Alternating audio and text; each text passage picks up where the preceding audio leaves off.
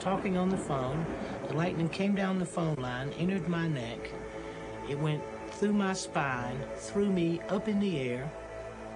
And there was this slight buzzing at the ear, and I felt myself pop out of the body. Then I felt myself float up to the ceiling, and the doctor and the nurse were in there, and he was looking at me, and he said, "She's gone. She's dead." And I was taken to hospital. Doctors did anything they could to help me, but I was declared dead. I realized I was out of my body when I was suddenly looking at this light. Out of that light stepped the most amazing being I have ever been in the presence of. It was just total selflessness, understanding, kindness, all-consuming love, wonderful love.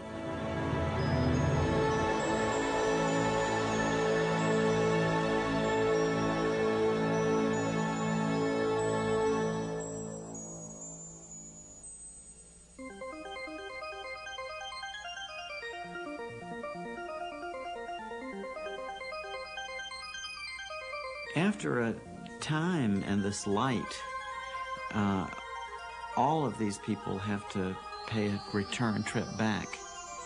What they tell us is that the reason they chose to come back was not for themselves, because for themselves, they would rather have stayed with this presence of love. When they do return, incidentally, then the story becomes very interesting from the point of view of human psychology, because we find that these patients are profoundly changed, that they are imbued with a totally new value structure, that whatever in their lives before they had been chasing, whether it was money or power or fame or any of these other things that people seek, they say that after this experience, their value primarily is to love others, to seek loving relationships with their fellow human beings. And also they tell us that they have no more fear of death whatsoever.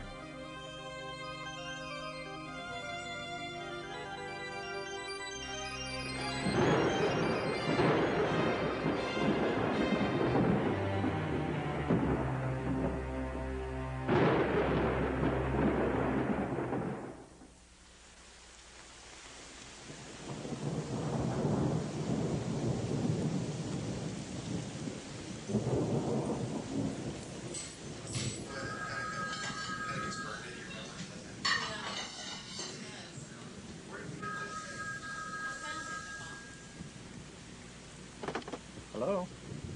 Oh, hey, Mom, how are you? Oh, no, what's the matter? What's happened to him? Oh, no. Oh, no. I was shocked when I got that phone call. The one that nobody ever wants or ever really expects to get. There's just so many feelings that I really want to share. I just want to be there. Okay. Okay, well, we'll see you soon. Mom, I love you. My dad was fighting for every breath of life, and it didn't look very hopeful.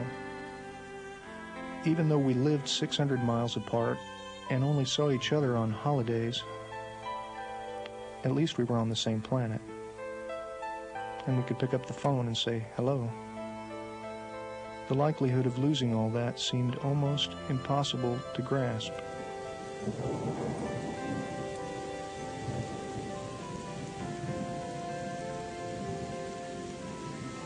Dear Dad,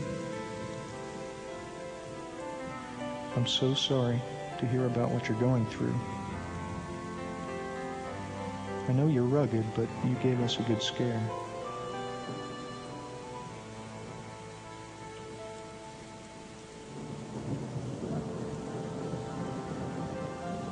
Dear Dad,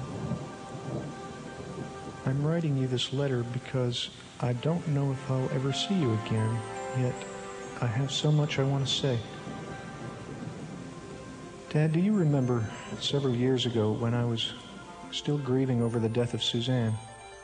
I found a great deal of comfort in some books I was reading about dying. It was at that time that I met a doctor of psychiatry, a researcher named Dr. Raymond Moody. I'm sending a copy of a book that he wrote, which was a great deal of help to me then. Dr. Moody has observed a pattern that occurs in people the world over, regardless of their culture or religion.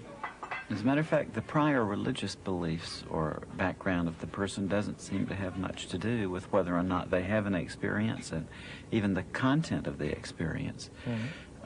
We've even had people who say that prior to their experience they were atheists or agnostics who have very beautiful and full-blown near-death experiences. Really?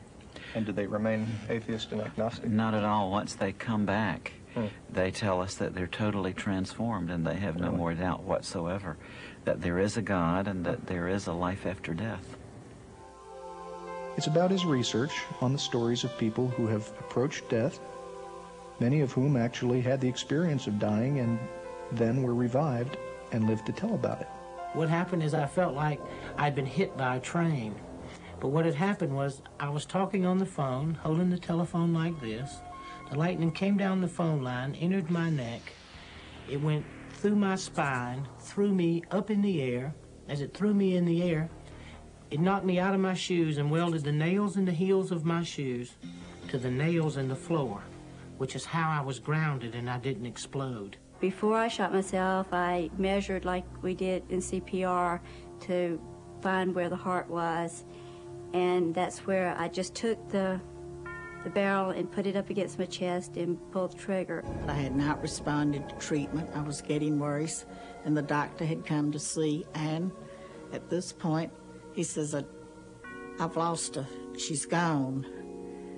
And I thought, well, who's he talking about? But just before this, I had been in terrible pain. I was just hurting so bad, I wanted to get away from it. 15 minutes before I was to be picked up by a Jeep, I was discovered to have a temperature of 106.5, and instead of waiting for the Jeep, the captain in charge of the ward sent me over to X-ray, and the last thing I remember was the captain in charge of the X-ray asking if I thought I could stand up long enough for them to get a picture of my chest. And I remember hearing that X-ray making that peculiar whirring sound and then a click, and I'm told that I collapsed in a heap. This wasn't a typical bee sting because I quickly realized that there was a problem, and I tried to telephone someone for help. The rest of the ranger station was about 3 miles in, and I tried to telephone my boss to send some help, and I fell and went unconscious.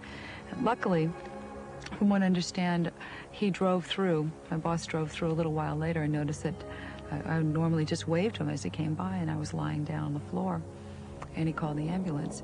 I was a dissident in Soviet Union, and I had an invitation from United States. In 1975, I received this invitation.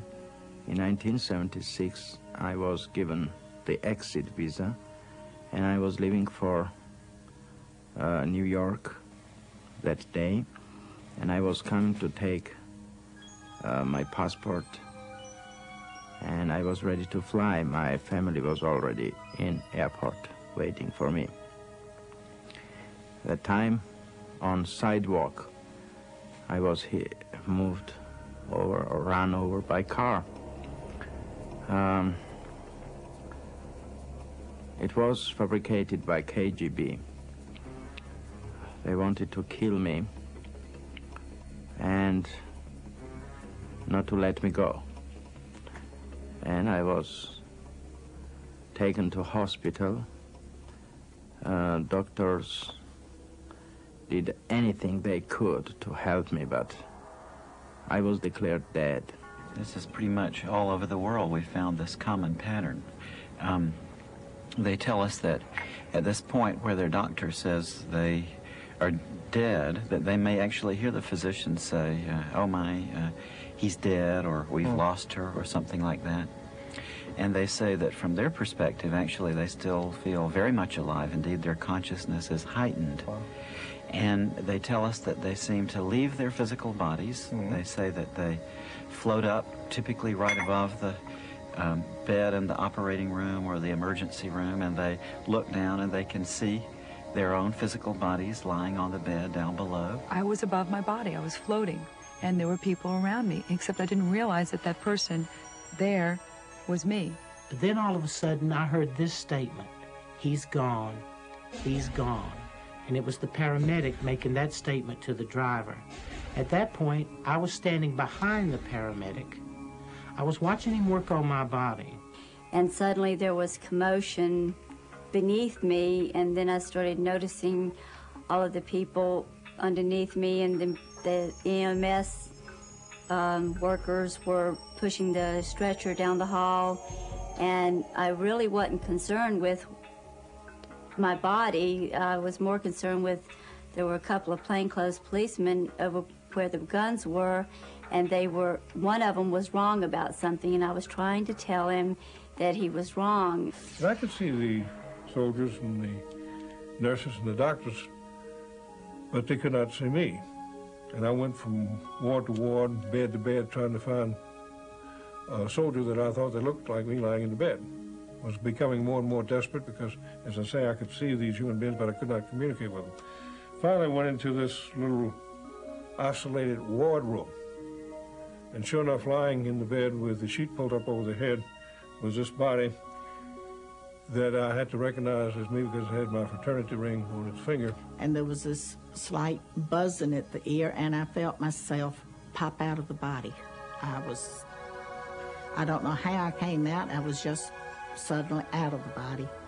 And I sat down on the head of the bed a minute to look around. Then I felt myself float up to the ceiling, and I was looking down, and he said, "She's gone." And I couldn't believe it, and I thought, well, who's gone? And I was trying to look down to see. And I felt presences with me. Guardian angels is what they were, but I called them guides. I was suddenly looking at this light that seemed to be in the corner of the room. But the first thing I thought was, "Where did you come from?" And she said, "I've always been here, but you weren't able to see me before." The reason I use she is because she emanated feelings of selflessness, love, all-consuming love, understanding, kindness, and those were attributes that I thought of as being feminine. After a while in this, they say that they begin to feel an indescribable feeling of bliss, that it's something that transcends words, that we can't put it into the language that we have in everyday life. One man, for instance, told me that although he was in great pain in his chest prior to leaving his body, as soon as he left his body, that he was overcome with a tremendous sense of joy and peace, a kind of ecstasy. There was absolute freedom of your soul and body, and this amazed me. And this was very interesting too. I was happy to be in such experience because I could see their thoughts. I could see everything what was happening. I could smell, I could hear, and I could see their thoughts.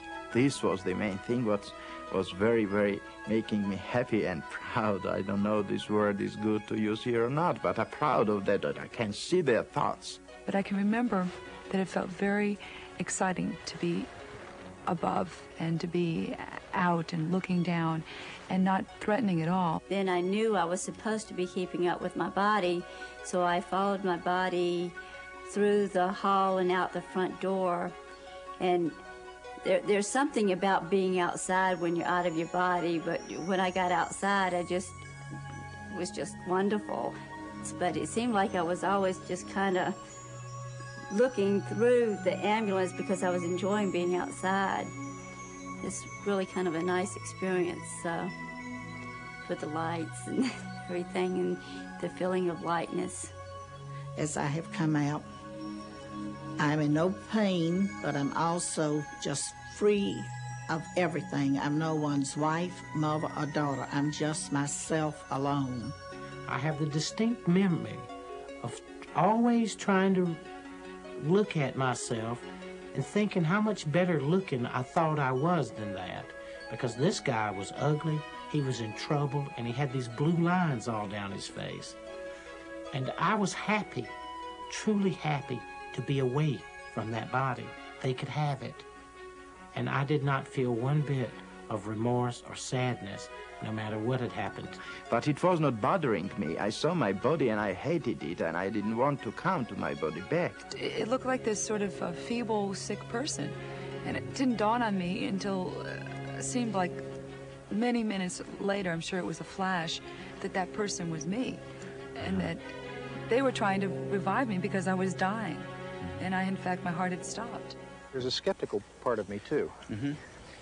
And I wonder sometimes whether or not this might just be people's hallucinations that they're going through, or just a natural shutting down process when the brain is dying. Mm-hmm. I used to wonder about that myself, Peter.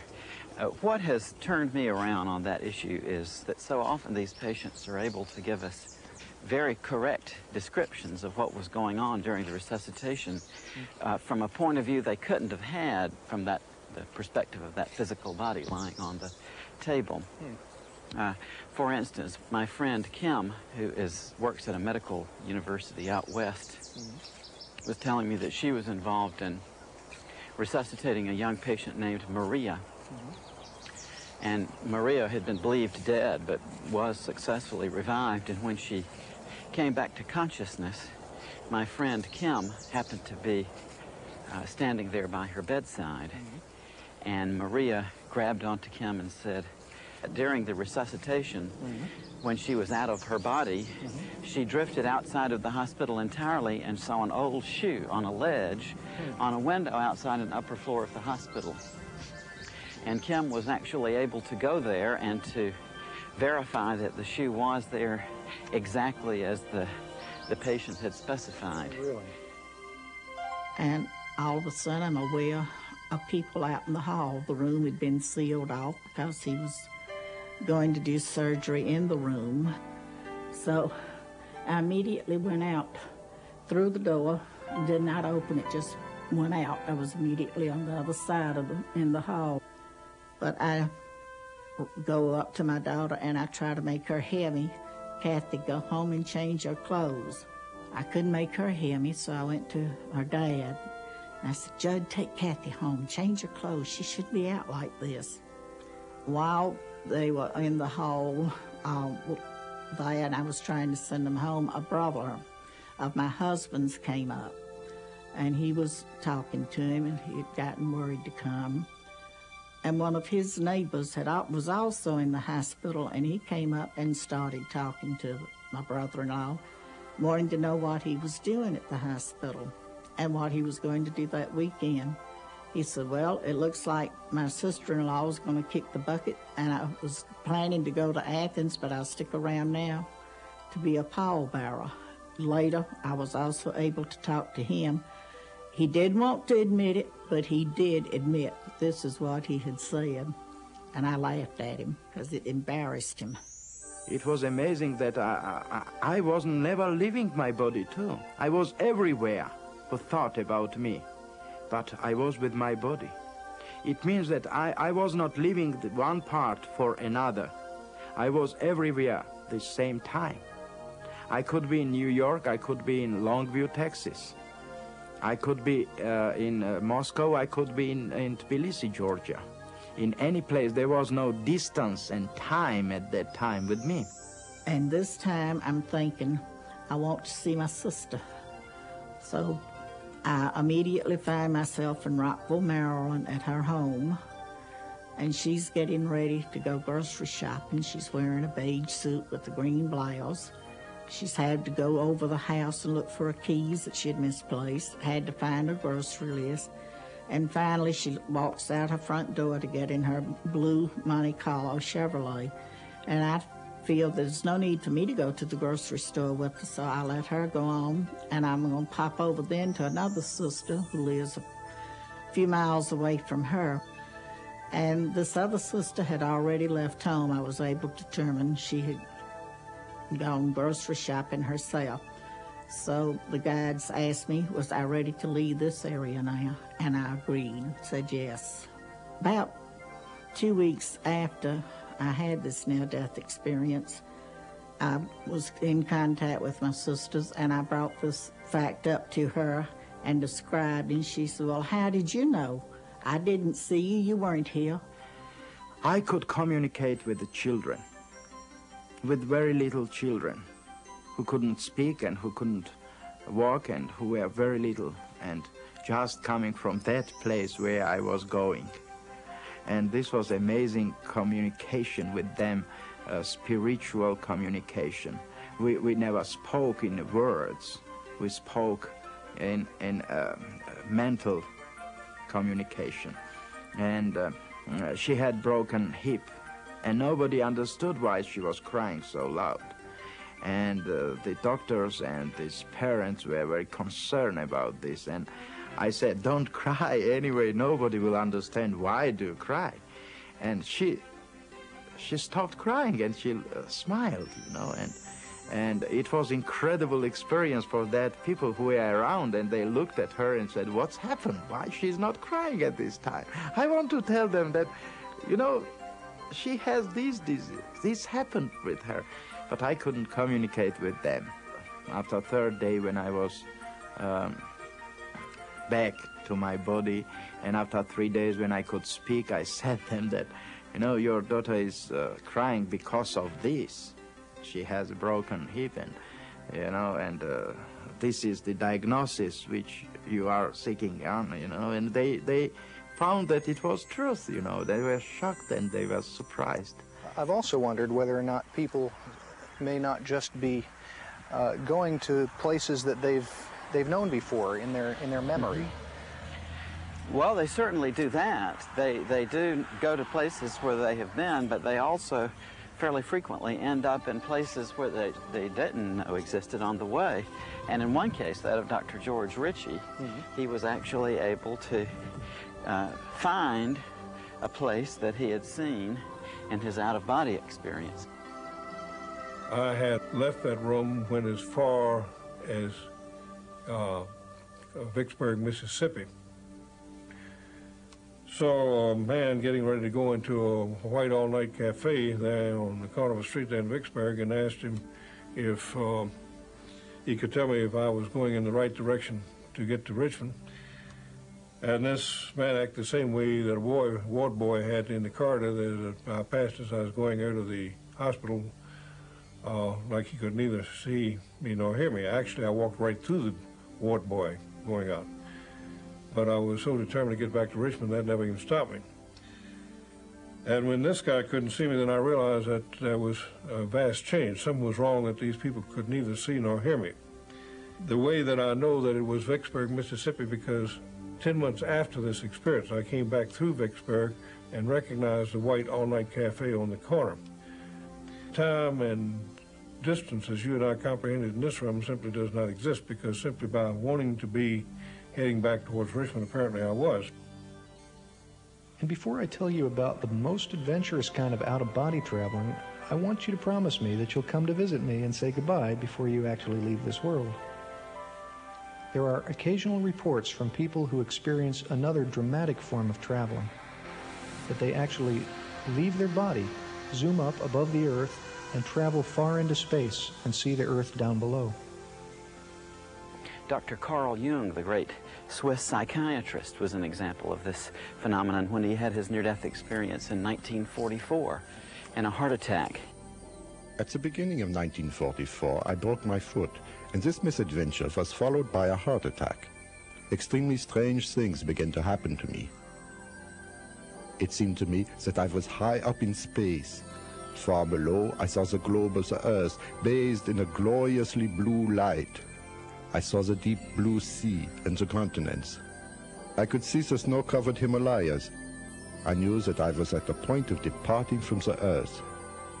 The sight of the earth from this height was the most glorious thing I had ever seen.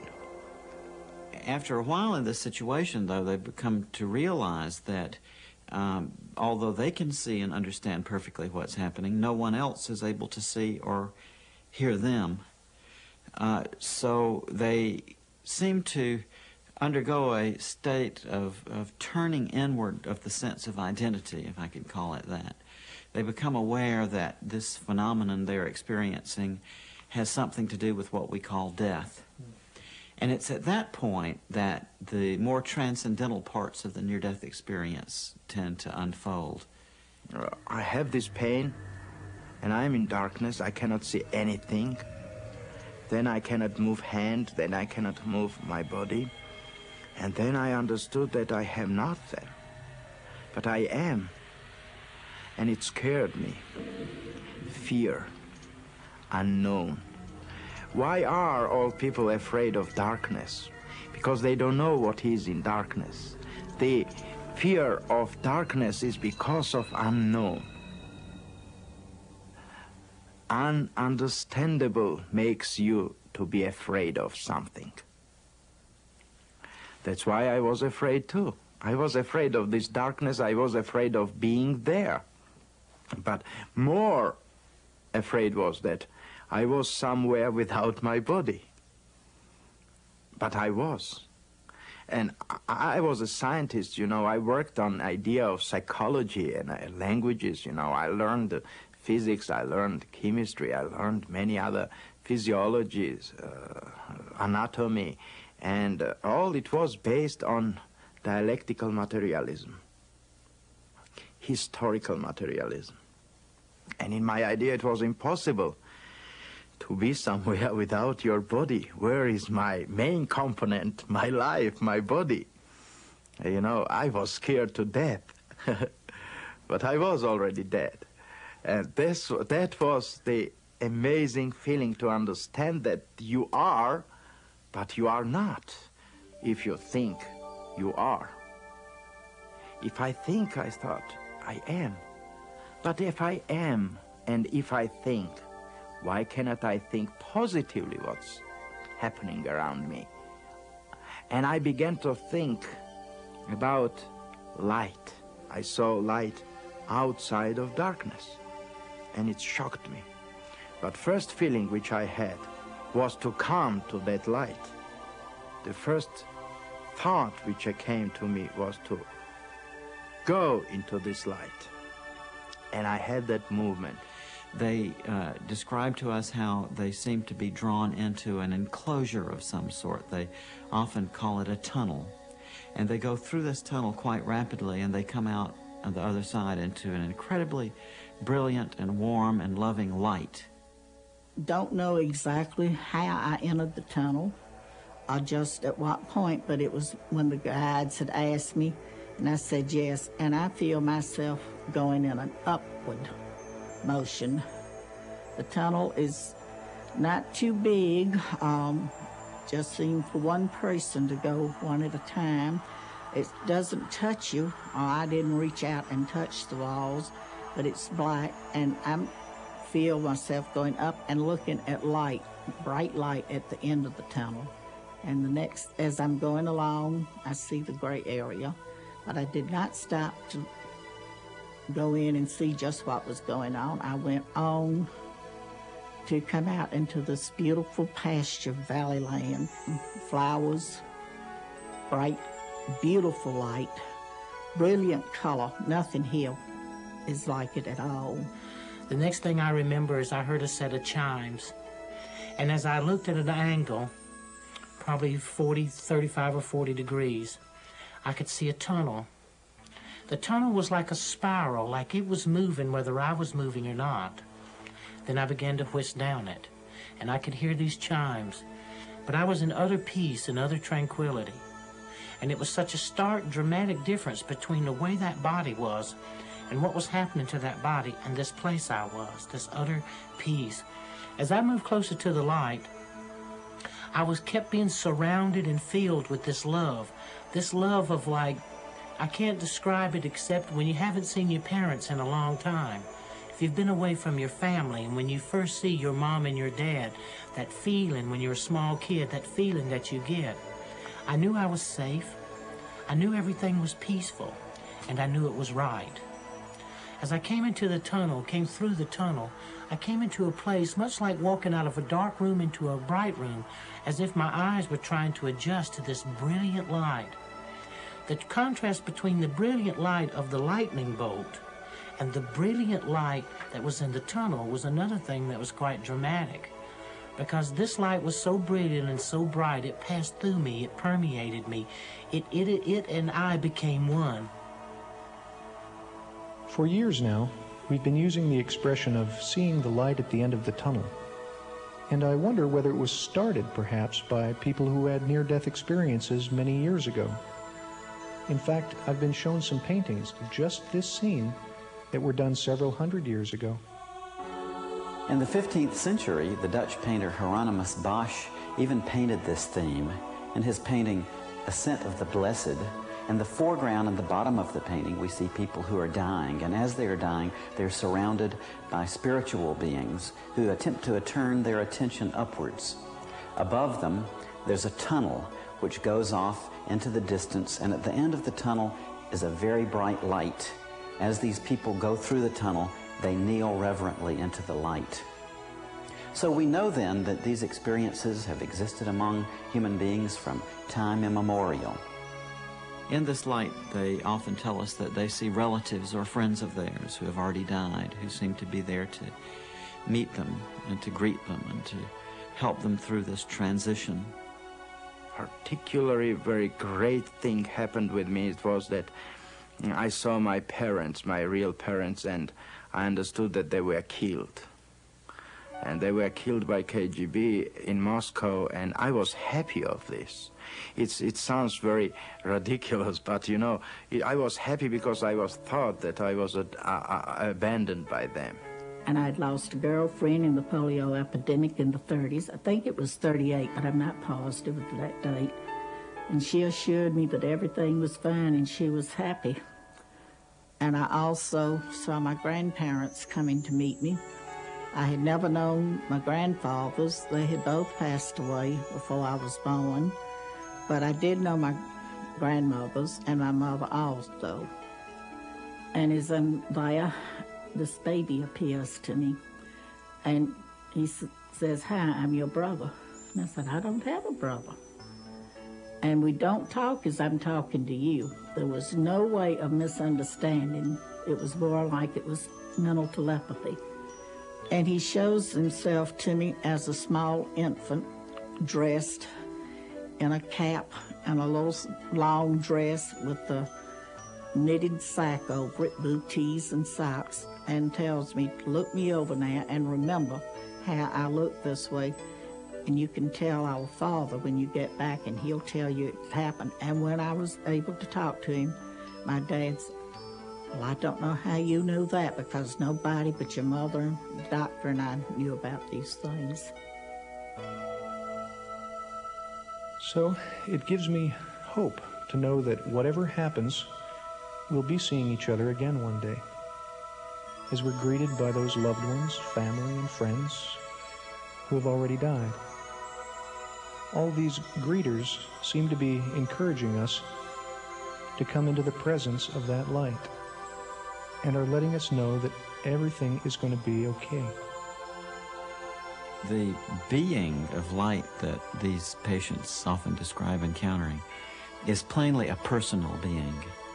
They say that they are in the presence of a being of complete love who accepts them and loves them totally, and who has a wonderful personality, is very knowledgeable about them, very wise, very helpful, also has a wonderful sense of humor. This is the most wonderful part of it.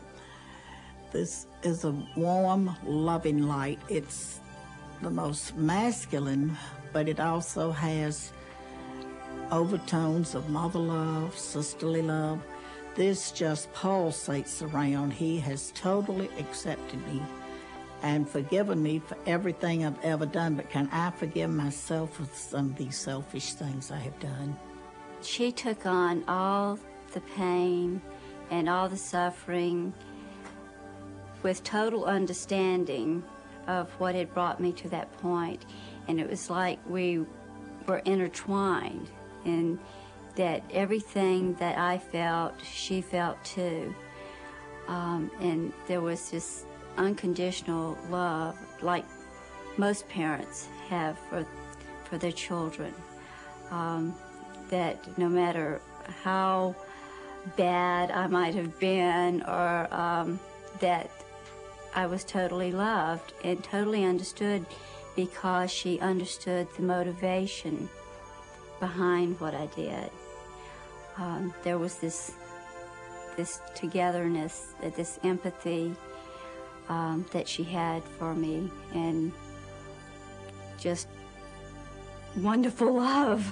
And sitting there wondering what to do next, when suddenly that room became flooded with light. And then three things happened simultaneously, just like that. Something deep inside of the spiritual being sitting on the side of the bed looking at the corpse lying in the bed was told to stand up, you're in the presence of the Son of God. Out of that light stepped the most amazing being I have ever been in the presence of, the most powerfully built male I have ever seen. To my right, I saw a being coming toward me. In those days, I had never heard of the death experience or ever had it described to me, so I had no idea how to relate to it. Since then, I've heard people describe it as God or Jesus or Moses or lots of different names, a great angel. I believe that this being of light was my higher self, the greater part of me, looking at the part of me that just experienced this life.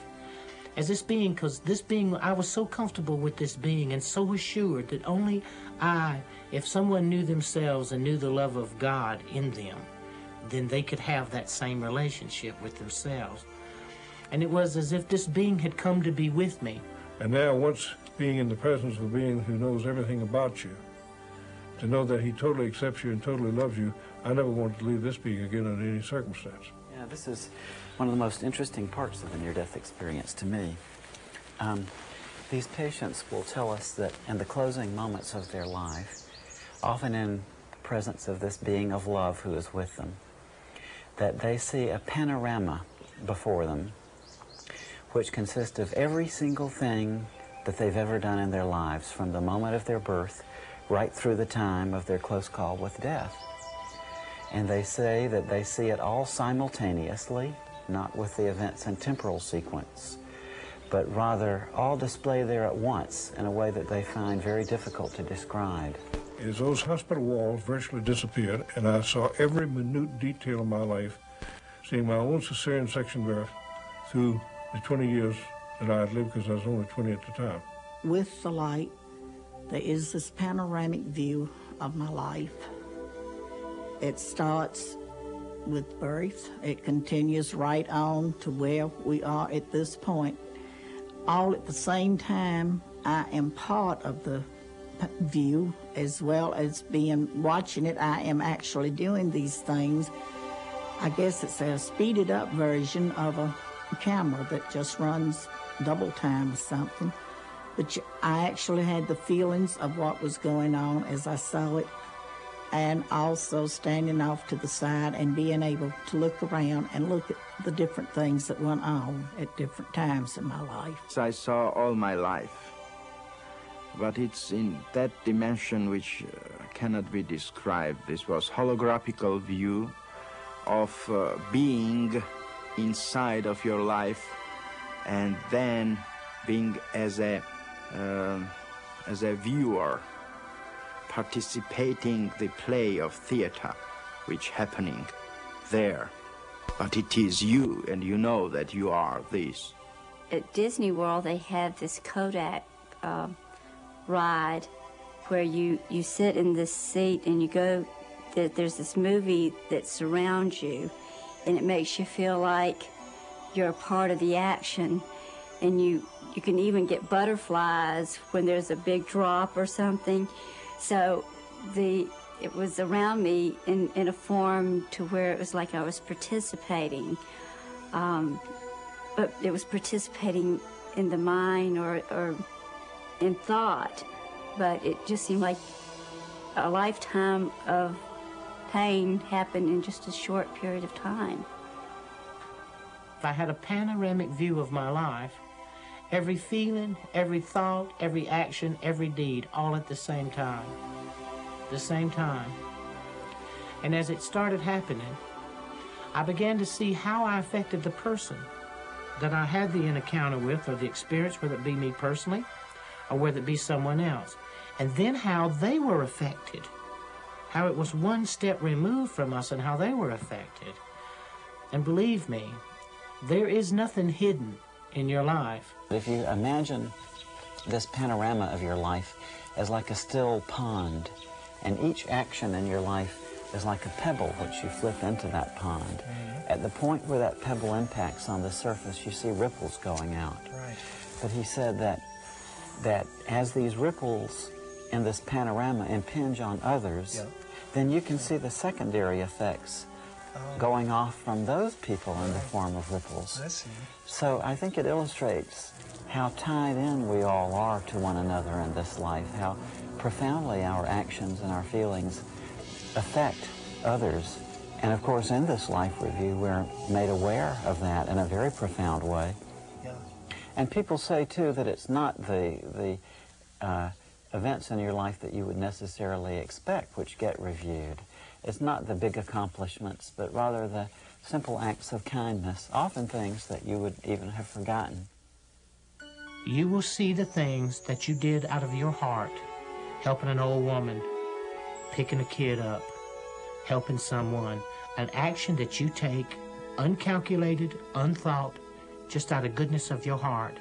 These things herald through the universe, not your great accomplishments, not what you achieve or what you think has value. The little things have value. And what I had always thought was important and nice things I had done, they didn't even count for anything. It's the little unknown things that you do for one another. And love there is always helping to give others a love and helping hand along the way, and at the same time you're benefiting because you're receiving also. And the question was, what have you done with your life to show me? Well, I'm looking around this panoramic view, and I'm hoping that you'll notice some good things, and of course I'm trying to pick the best thing and hoping you won't see some rather embarrassing things that happened to me as a teenager. And I thought, well, I was an Eagle Scout. Immediately came back, that glorified you. Again, the answer the second time, what have you done with your life? But this time the emphasis was on to show me. But I understood what he was saying. He was asking me, had I learned to love my fellow human beings the way that he totally accepted and loved me? And when you look at it from a place to review and to be critical of yourself, not to be judged, to be condemned. There is no condemnation in it. There is none. There is nothing but, hey, look at yourself. Look who you really are. And look what you've done. And then give it a value in the eyes of God. The death experience gives you a value of what that love is. That you are so deeply loved and that you yourself so deeply love. You begin to sense a part of yourself greater and far more magnificent than you ever give yourself credit for. Frequently, too, people tell us that this being is also interested in the knowledge that they've acquired in this life. If there is a scene in which one is seeking knowledge by taking a course or attempting to understand something, that this being comments in an almost offhanded sort of way, that even after we die, the process of learning goes on, and that what we learn here we can take with us to the next realm. People say that love primarily, and then in a secondary, almost grace note sort of way, that it seems to be the knowledge and the understanding we acquire. How interesting. After a time in this light, all of these people have to pay a return trip back. And it's very interesting that when they do, after having been in the presence of this being of love and light for a while, they literally don't want to come back. They resist the attempts very often made to send them back. I never wanted to come back. I wouldn't have traded, and I would not trade today. For the few moments that I got to spend on the other side, I wouldn't trade 20 of these lives. And when I had to come back, I came back dragging, kicking, and scratching, because I didn't want to. And I'm told then, are you ready to go back? No, I want to go on to the City of Light. No, don't you want to go back? And I could hear my daughter and look back and see her and my husband. They were saying, Vi, don't go. Come back to us. Mama, I need you. Mom, come back. And they asked me again, are you ready to go? I said, no, but it seems that my daughter needs me, so I must go back. I really had no reason to go back except that I can remember my mother. And I know that I'd put her through a lot. I was a very accident-prone kid. And she used to say, if you ever die before I do, I'll never forgive you. My mother was so adamant about me not dying before she did. I think that's what first came into my mind. We are alive because of love. And this was what brought me back, which, to be honest, I didn't want to come back, but this love brought me back. Love of that people who wanted me back. Other times they say that they're given a choice, that they're told that they can either go on with the experience that they're having then, or else they can return to the life they've been leading. She said, you can stay here, or you can or go back. If you stay, you're going to have to go through everything that brought you to this point. And at the same time, I was seeing the things that had brought me to that point, the things in my life that were painful. There were other things, but somehow the things that had been painful were the things that made the biggest impact. And I knew that I didn't want to go through that again.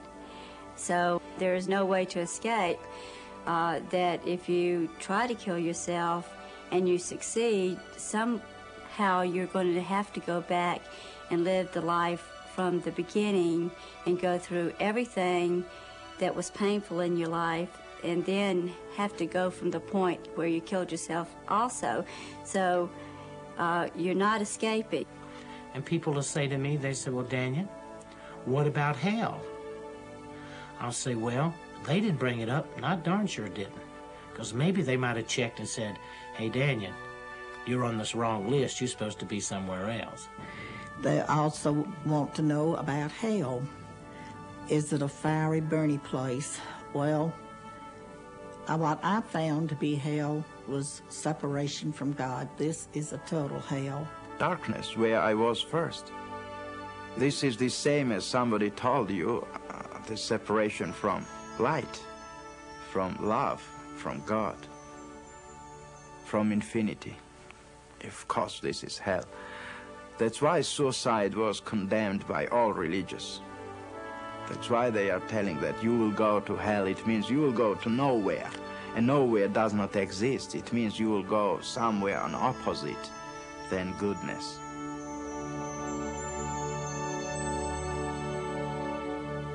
Very often they're told, it's not your time to die yet. You've got things left to accomplish, so you must go back.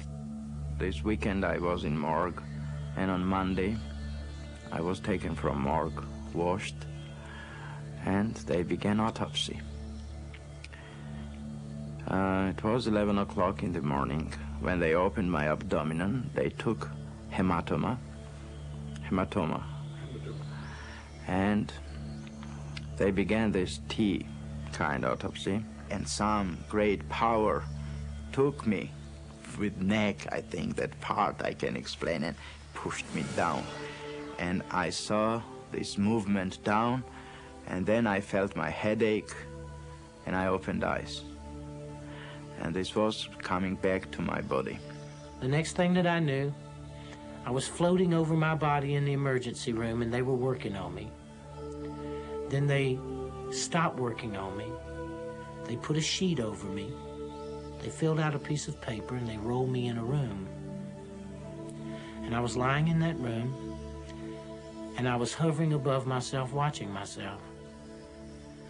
Then I heard what appeared to be an elevator door open, and these two guys came in, and they were getting ready to take me someplace. I later found out that that was probably the morgue. Then at that exact moment, I was inside a body again. It was on fire. It was in pain. I could not move. So I started blowing the sheet. And they jerked the sheet off, pushed me back into the emergency room, worked on me and stabilized me. And in the course of the next 7 days, I was completely paralyzed. That it's so touching to me that in the closing moments of their life, that so many people come back reporting that what was most important to them at this time was love, the question of how they had loved their fellow human beings. It had a lot of effects and change in my life. It's made me a more understanding person of others. I know I don't have the right to take my life. Didn't want to return, and I would love to go back. Someday I will. And then I hopefully can stay and not have to come back and try again. But I know I cannot take my life and go there. Things would not work out right. But I think I'm a better person by watching for the needs of others and not being always selfish. Oh, I'm still selfish. I'm still a human. But it has changed my way of thinking. How to love other people and how to forgive and to put yourself in the place of other people in order to understand them. And that's something that you have to do in order to love people and in order to love yourself. Because if you hold grudges and you, it hurts you and it hurts the other people, and it's a barrier to love if you can't forgive. You don't necessarily have to forget when people hurt you, but you have to understand them and forgive them. And I think that is the most important thing about love that I've learned, and how to look at how we're alike rather than how we're different. This is the main message which I brought back, that love is what cannot be changed. This is everlasting. And love is with life always together. Love, what keeps this world alive. Love as an eternity. Love as a basic of humankind. And we are alive because of love. I think the most important point about the death experience is that it is orderly. And the fact that small children, all the way to grown people, have similar experiences. And if people could understand that if they would pay more attention to each other and to care and have faith and hope in each other, we could also begin to believe and have faith and hope in the true nature of the love of God. And not God in a religious value, but God in a spiritual value. That through love all things are truly possible. And also they tell us that their fear of death is totally gone after this, that they have no more fear of death whatsoever. I saw life as an infinite life, infinite light, as an everlasting being. We cannot die because we are already created to live forever. The dimension of spirit is everlasting life. The third thing that I've learned is that life is forever. Death is nothing more or less than a doorway, something you walk through. Death does not exist. Don't be afraid. Death is only the part as a station, railroad station, where you come always to go to another life. I find it very comforting and encouraging to hear from so many people who have explored life beyond physical death that life goes on. So I know it's true, if either of us went tomorrow, we'd be joined again in what must seem like an instant. Back in a flash, as you always say. But whatever happens, I want you to know that I feel very blessed to have had you as my father, and I love you very much. With much love, Peter. Know that it'll be a safe journey, that you'll be taking that journey not alone, but surrounded by love, a greater love than you understand.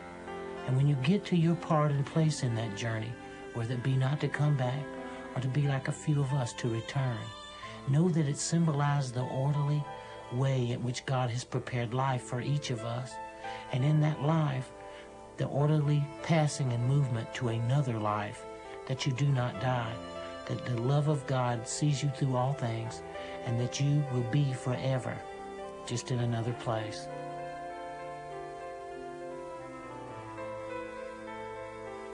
It was about 3 weeks later when we got the phone call.